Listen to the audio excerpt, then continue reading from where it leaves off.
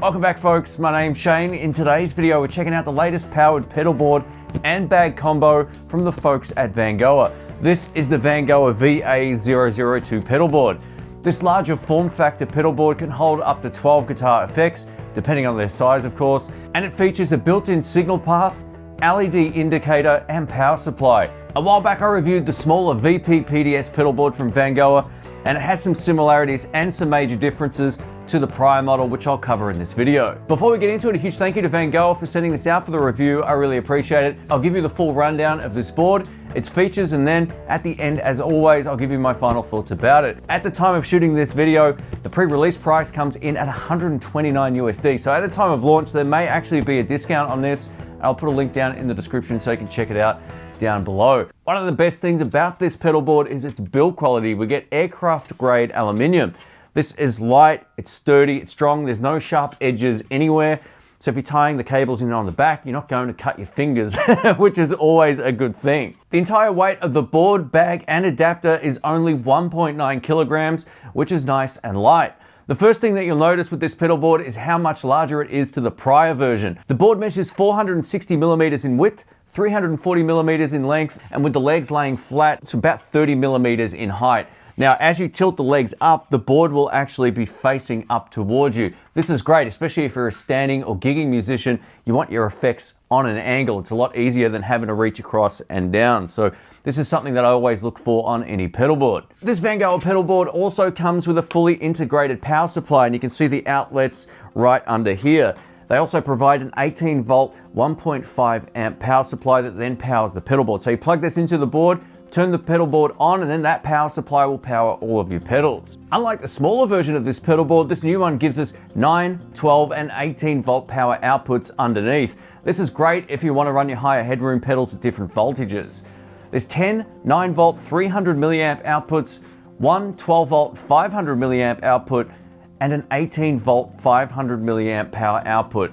It's great having the ability to power a 9, 12, or 18 volt pedal with a single power supply. The prior version forced us into either using 9 volts only, or you had to provide your own 12 or 18 volt power supply separately. So more cables to bring. This really simplifies the process. This power supply is listed as isolated. I haven't experienced any ground loop issues or buzz from it whatsoever. Vangoa provide plenty of power cables for each of the outputs. Half of them are shorter for the top rail, and half of them are longer for the lower rail. Most pedalboard manufacturers would just throw in a single length cable for all of them. This is a small attention to detail that I really appreciate. It saves you having to manage the longer cables on the shorter rail. Whether or not you choose to use the onboard power supply, or if you already have your own or battery bank, whatever the case may be, that's completely up to you. I would still have no problems buying this at its price, given its form factor, usability, and its killer gig bag, which we'll get to in just a moment. The great news is, if you don't already have a pedal board, power supply, and gig bag, consider this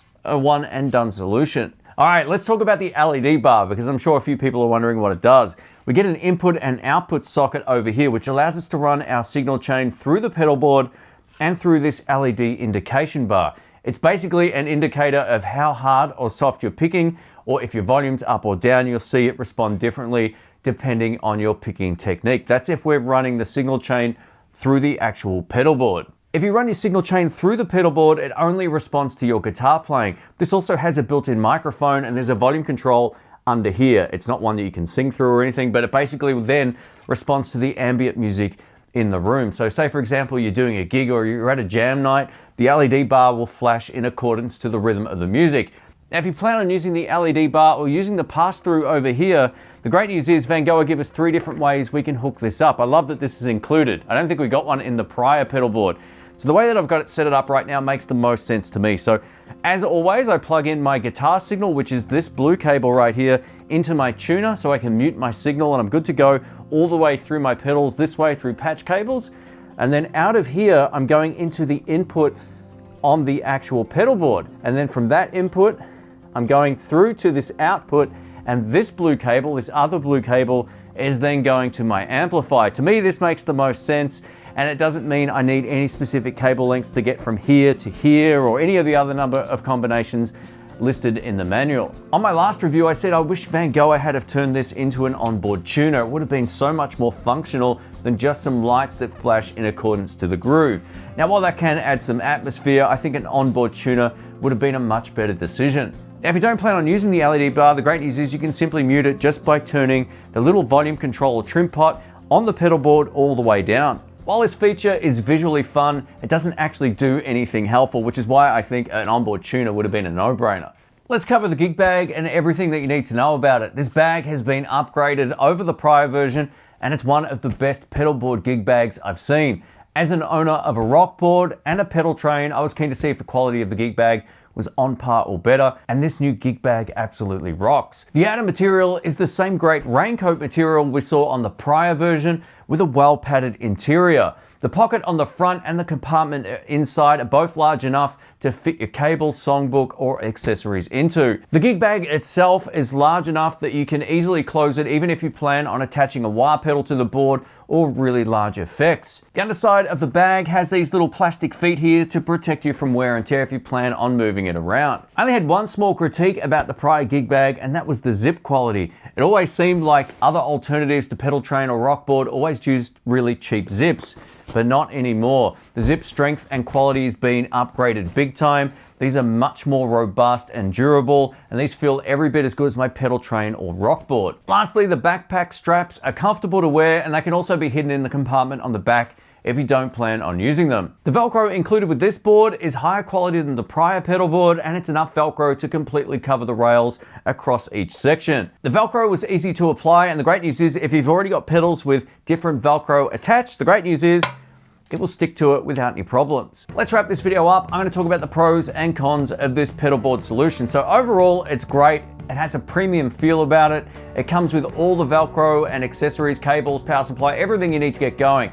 Now, while the LED bar doesn't really do anything useful, it's kind of cool if you want to create a little bit of extra stage vibe. As mentioned earlier, I wish Vangoa would have released this with an onboard tuner. A tuner would have been a great way to save a pedal slot on the board while still having a high visibility LED indicator. My only other nitpick is the power supply. It only comes with a North American wall socket adapter. I would have loved to have seen a pack of different connectors that I could pick and choose my local adapter from and then plug it into the wall like when you buy an external hard drive. It generally comes with a whole bunch of different connectors that you can replace on the end of the socket and plug it into the wall.